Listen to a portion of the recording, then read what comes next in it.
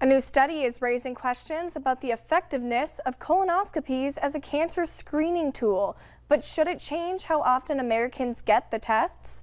Ann Thompson has the details and talks to an expert about what it means for people. In one of the largest studies ever, European researchers found colonoscopy screenings cut cancer risk by 18% and made no difference in death rates. Does this mean people should not get colonoscopies? No, it doesn't mean that. I think it comes down to a personal choice. In the U.S., colonoscopies are recommended every 10 years, starting at age 45. Should this study change the screening guidelines?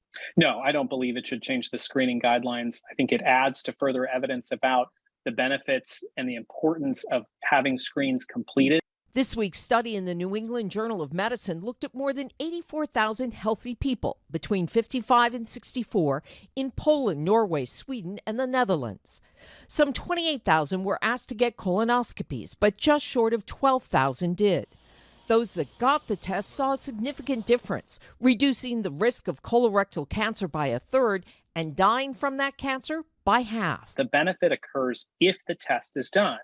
And when it's not done, what we see is exactly what we saw in this study, is that we don't expect the benefit to happen. The bottom line, doctors say tests are only effective if people are willing to get them.